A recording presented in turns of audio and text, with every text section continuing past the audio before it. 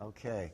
Our next interview is with Rusty Mott, who is the son of Howard and Phyllis Mott, very famous booksellers in America.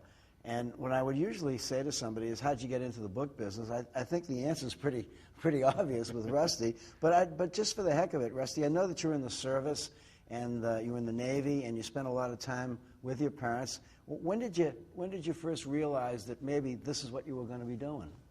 Oh, when I thought I probably need to get a job that paid something. I'd done a lot of different things around the world, and I never thought I'd go into book business, but I always thought I owed something to myself and my parents to give it a try. After I was getting married, I thought, got to have a job at something. So I said, try it summer working for them, see if it worked. Because I always liked books, and I always liked the social aspect of the book business. All my life was great. So I tried the first summer. It didn't work too well. So I thought, well, okay, next year, I owe it one more chance. And it worked magically, and the rest is history. I've been doing it ever since. How long? Like most of us, totally unemployable at anything else. That's true. Which is why I bummed around for 10 years. When did you officially start as a bookseller? 1970. Well, yeah, 1970. I was summer, 72 full-time. So 34 years ago, yeah, full-time bookseller. I would imagine the question has already been answered, but let me ask you again. What attracted you to the book business? Was it because social side of it? The social side of it. Booksellers I grew up with were good party animals, and tell us a little bit about some of your remembrances of some of these early booksellers you did. Oh, Dick Wormser and Bill and Mary Ann Salick and Pete Decker and Jeffrey Steele and his wife and Mike Papantonio and John Cohen and Dave Randall and lots of other New York area booksellers. It's like a who's who. Yeah, and the O'Malley boys. Oh, yeah. That I have fond memories of carrying cases of beer on her shoulders at Betty Wardburn's long-lost bookseller parties every summer at her farm. When the Antiquarian Booksellers Association used to do, I still have some of the commemorative beer mugs. You ever seen those? I don't know if they're... Yeah. I've got one someplace and stashed away, which I can't find. They did it for about 4 years. I even have a rare variant that says 1919 on it. So. That is a rare variant. But I knew all those old booksellers, grew up with them, and they were at Jack Bartfield, who was my Uncle Jack. They just were always at the house, or we were always at their places, and I just thought that was the way life went, bookseller parties. Like in the Hamptons. Right. When you were first in the trade and you had all these wonderful people showing up at the house, was there any one particular or two particular people that you sort of looked at as sort of mentors or people you could ask something of, other than your parents? No. Before I was in business, you mean? Or no, when you first started working with your parents, and was there anybody in the trade who you felt was like a mentor to you? No. It just was strictly Howard and Phyllis. I didn't know anybody that really, for what my father specialized in, is English and American literature and a lot of other things. I didn't know anybody that knew any more than he did about it. So I didn't need to go ask anybody else. And my mother was pretty good at manuscripts, autographs. She's very good at handwriting and art. And, I didn't need to go far afield for there either. But there are always questions that you need to ask an expert. Well, yeah. But mentor, no. What? I regret that I didn't. I should have. It would have been fun. I tried a couple of times. It just didn't work out. I regret not taking a year in the beginning and say working for somebody in England or like sort of like an apprenticeship. Yeah, just plus would have been fun, but learn about books that I don't know as much about, continental European books, that sort of thing. Yeah. In the total scheme of things, I know that you do a number of book fairs. What part does the book fair play in your business? Financially? Well, I only do 2 now. Now I do occasionally 3. I drop almost all of them except for Boston and New York. But especially New York is a big book fair, and not as big as it is for lots of people. But for me, it's quite a substantial. It's a nice weekend. Yeah. And book fairs. Boston has always been good. Like you, we've done all 30 of them. Yeah. And it still remains a very good book fair. This one seems very good to me. A lot of people around. But overall, since I only do about 2 a year, it's substantial, but I'd miss them if I didn't do them. Do you find that you're finding as many new customers or as you once did Yes. at book fairs? Yeah. There still is a new customer base coming.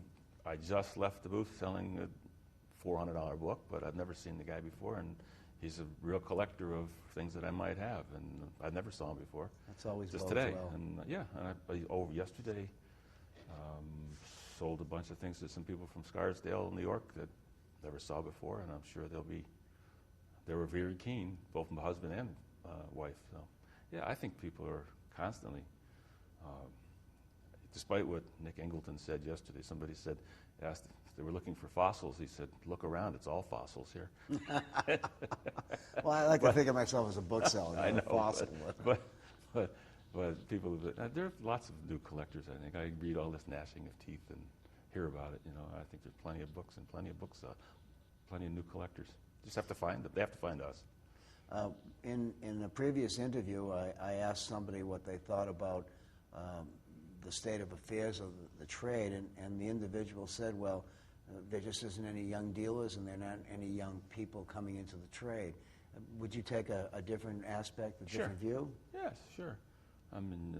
Stuart Lutz, I proposed to him for membership. He's a new autograph dealer. How old is Stuart?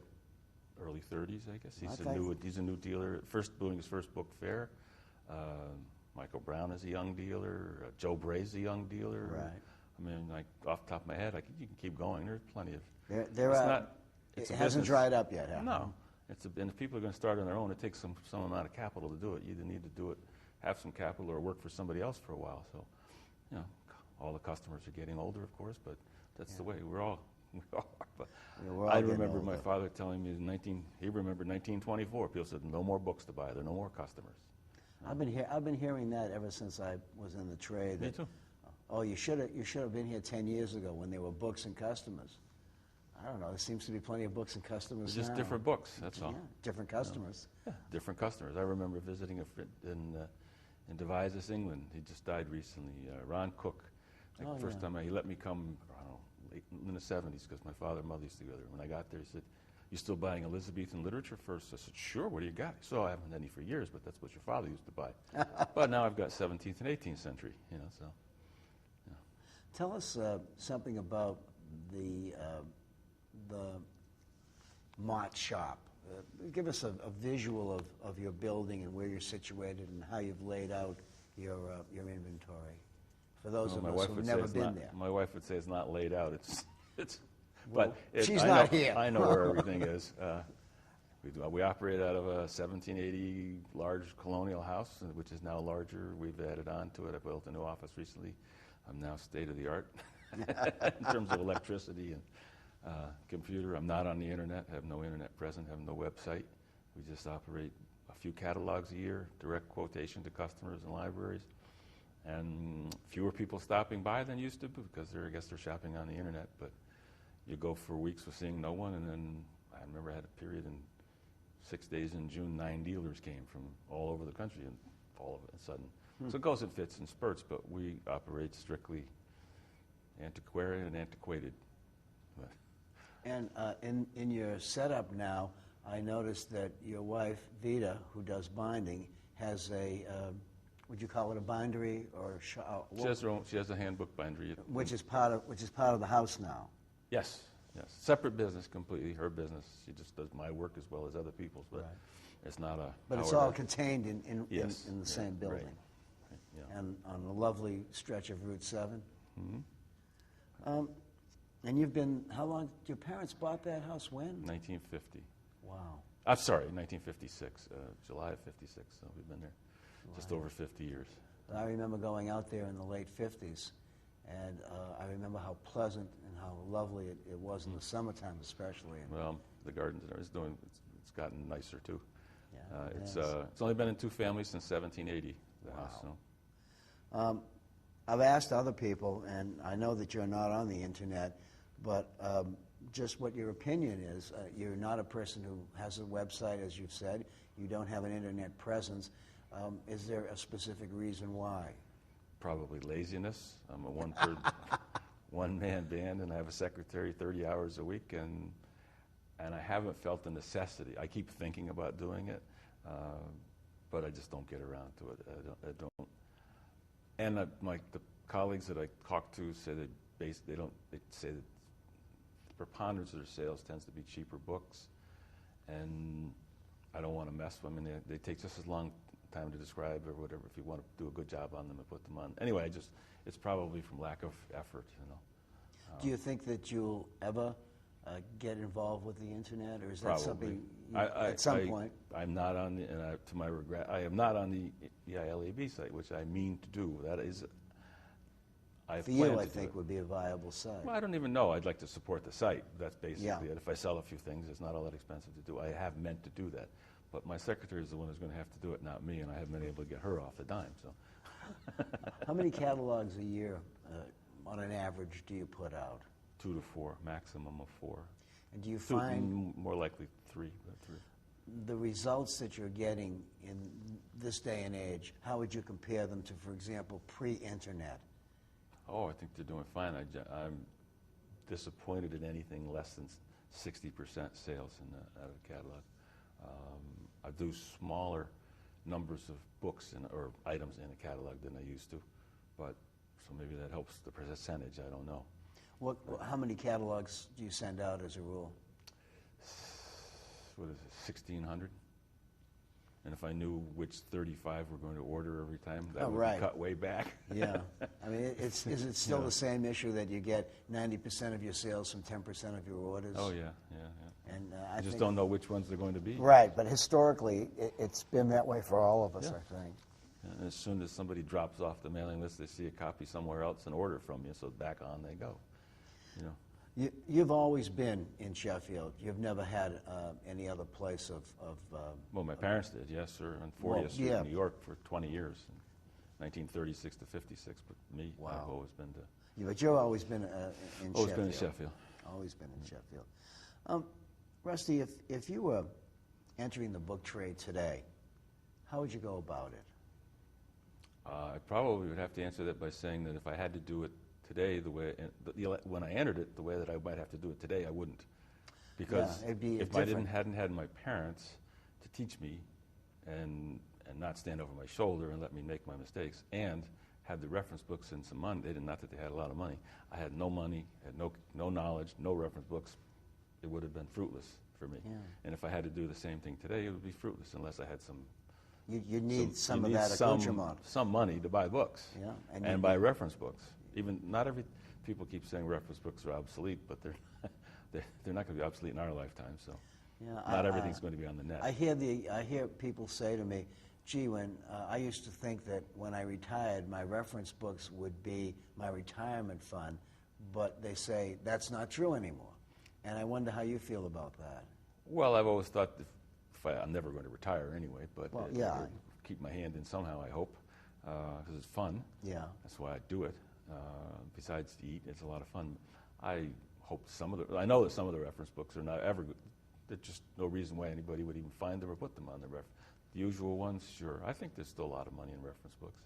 Well, obviously Bob Fleck does too. I was just going to say, Bob Fleck seems to be doing quite nicely. That's his bread and butter. Right. What do you see as some of the great challenges that we're going to face as booksellers in the years ahead? Is there anything in particular that strikes you as being something we're going to have to think about a lot? Affording the books that are out there.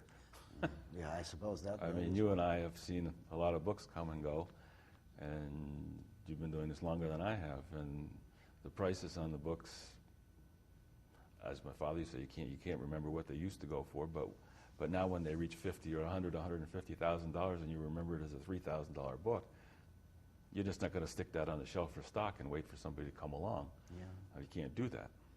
So and there are fewer. I rely a lot on private buying. Always have bought a lot of books privately, and I see that it goes in fits and spurts. But the last few years, that's not been as good as it has been. Still okay, but the big collections are not as forthcoming as they were. Do you find that the auction galleries are taking those collections away from the bookseller? I don't know. I mean, I don't buy a lot at the major at auction. Really, some of the regional auctions. Occasionally, but They lose so much money on a book under $5,000 or $6,000. They're not interested in the books. A lot of us dealers would be more than happy to have a stock of $5,000 books completely, you know. Yeah. So those books sometimes they don't take, or I don't know if they're hurting us or not, but they don't. There seems to be some school of thought that says that that because of auction galleries, a lot of us aren't getting a crack at some of the collections that are coming down the pipe. Do you see Well, that? if they're terrific collections, we probably wouldn't have gotten them anyway. To begin with, right. You know, no matter where they went. Yeah. You know, There's always been this sort of opinion that auction galleries are our enemies. I never thought that. I have never thought of it either, but you do hear it. Competitors, certainly. Well, yeah, But competitors, not yeah. enemies I never thought of, because I have good relationships with a lot of auctioneers, and they're helpful sometimes. But it's, you know, it's a strange business we're in here. We have to reinvent ourselves all the time. Constantly. You have a good book fair, and you got to find some norm, especially if you bring new material to a book fair, you have to go find more new material. Booksellers don't like to look at their old books, even if they're No, good. I agree. A friend of mine told me recently he bought a book at auction, a country auction, and every time he has his hand in the air and trying to buy the book, it's sugar. As soon as he owns it, puts his hand down, the book has already turned to molasses.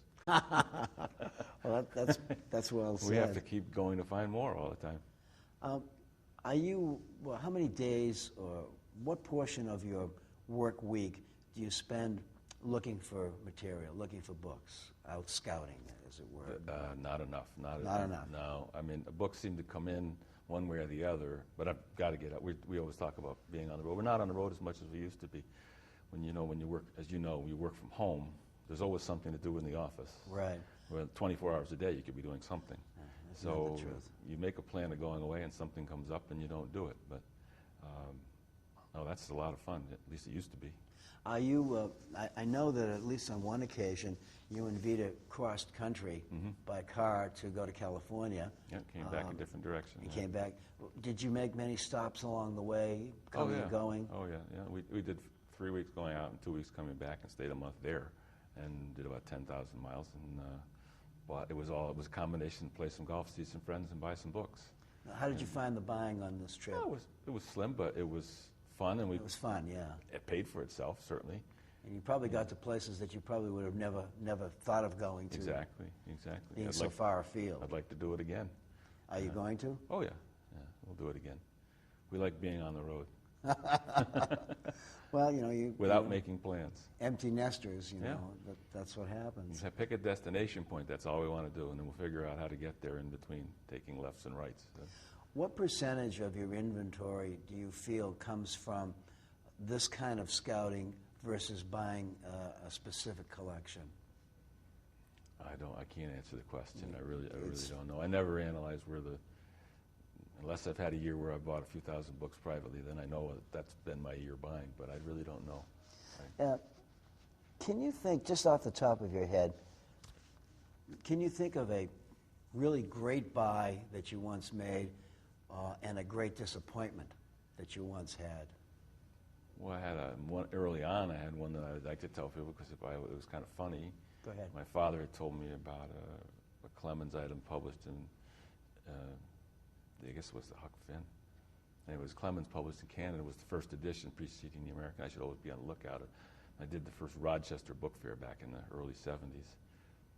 And Bob Volz was then the librarian. He brought a woman over to me, and she had the book, and it was rebound. I made her an offer of $200 for it. And she said she'd think of it, and she wanted it off. And the more I thought about it, the more I thought I was wrong. So I found her on the floor of the fair, and I offered her $400 for the book. And she accepted it.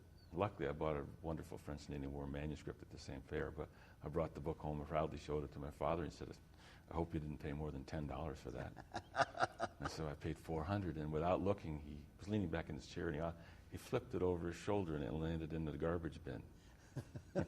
Where it belonged? Where it belonged, and stayed, and where it stayed. And he told me what I should have looked for, and said, "You probably remember it now, won't you?" And that was about it. But That's a lesson well learned. You make mistakes. Yeah. Can you think of any I found? great collection or great buy that you've made in your career? I suppose the best one was something that just sold last December. I didn't sell it. It sold for $250,000 last December at auction. I found it, in England at dinner with a friend, a very good dealer actually, but he didn't know much about American history. And I bought it sight unseen. It was the original manuscript account of the Boston Massacre. Wow. 9 pages folio, written in prison by the Captain Preston in charge of the British troops 3 days after the event, looking for help from Benjamin Franklin, the king, anybody he could find, with a 7-page covering letter about the trial from the man who took him from the courtroom to the ship, where he just sort of disappeared into history. But Captain Preston is the only extant copy of the original manuscript in existence. Wow. And I bought it sight unseen. Do you remember how much you paid for it? $900. And it sold for I got $80,000 for it. And it just sold, that was in '89, and then it just recently sold for $250,000. Wow. So that I would consider that to be a really good deal. I figured I did better than the Forbes, actually, because I made a bigger percentage profit than they did. They had to wait 17 years. Years in order to get their money back. Wow. That was probably the one of the best. I've had others, quite a few, but that was the one that sticks out. What do you think are some of the great challenges that we're going to be facing as booksellers in the next 5 to 10 years? It seems to me that, we've been going along at a certain pace. There are things that are going to be happening technologically. How do you think they're going to affect us? What are we looking for to continue our successful reign? Boy, I don't know. That's difficult, since I'm not really up on the internet, not other than... Yet. No, and I don't buy on the internet because I don't have it. I buy reference books on the internet, but I really don't sit down and... I've tried it a couple of times and it wasn't worthwhile, so I don't really shop on the internet. So I don't sell. I can't really speak about the internet. Well, everybody else tells me about it. But the challenges are always to just keep your head above water and find enough books and sell more, because everything costs more. Your property taxes cost. I mean, it's just reinventing yourself all the time, as I say. How do you feel about the theory that a lot of the secondhand bookstores are just going down, and they're just not? I guess that's true. They can't afford their books are available somewhere else easily. I don't understand why people wouldn't want to hold the books and examine the books rather than just sit on a computer screen and order them. But it's an easy way to find them, I suppose. But there's no substitute, as you know, for going in a bookshop and finding it, handling the books. I was told by someone that, I bought my computer on the internet, I bought my Christmas presents on the internet, I bought perfume on the internet, I bought, this guy buys everything on the internet. And he said, well, why wouldn't I want to buy books on the internet? Sure, I understand that. But I don't buy Christmas presents, perfume, books. Me neither. I don't buy anything I don't pay my bills online either. No, I don't. I don't think I could do that. I don't like that. I like writing a check out. I do too. I want to control it. There's something about the emotion that goes into it. But the challenges ahead, I don't know. Everybody has individual challenges, and we seem to muddle along is the best way. My parents always used to tell me this is when I went into this business. He said, "You're never going to get. Some people do get rich, but you're never going to get rich doing this. But you probably have a very good life." If you're mildly successful, you really enjoy it, and you'll enjoy it, and we all enjoy it. Most of us do this because we love it, and I can't imagine doing anything else. I don't think any of us could probably fit in any place else at this stage of our careers. I feel sorry for people who don't do it. I think it's a noble profession anyway. It's a trade. We're tradesmen, true, but I always think of people that don't understand what we do. They don't understand how much we learn every day. Even if you don't sell the book, we learn an awful lot every day. It's a wonderful business, knowledge intensive, it's labor the greatest intensive. University in the world. Yeah. Do you find the caliber of customer you're dealing with more or less informed? Less. Is it significantly less, or yes. than what you've previously been used to dealing with? Yeah. Well, they're interested in things that don't take much knowledge. A lot of them today, things that you and I sell sometimes. You have to be focused on what that is, and you have to know something about history or literature or something. But there are a lot of things that people are buying today that they grew up with Mickey Mouse, and that's what they know. Yeah, so you feel like some others do, that people are buying things from their generation, from their youth. My et antique cetera. antique dealer friends, we have a lot of antique places where we live, and they say that in England, where they do a lot of buying, 17th, 18th century antiques are down 25% because people are, even the wealthy youngsters are having, they buy retro. They understand 1930 or 1940 or 50, but they don't understand the 18th century, and they don't want it in their house. So Wow. that happens with books too. Well, just as a parting shot, Rusty, do you have any advice that you might want to pass on to somebody who's going to be watching this tape 25 years from now? Yeah, actually, because if someone was complaining a year or two ago that somebody's use of the word as our profession as a game, you may remember this. Yeah. And the cover of my next catalog was a letter from Abraham Newton to my father, written in I don't know, my dad was 15, so 1928, let's say it was. And the letter basically said, advice from an old man to a young man, get into this game. That's the best I can do. It's a great game. Do it.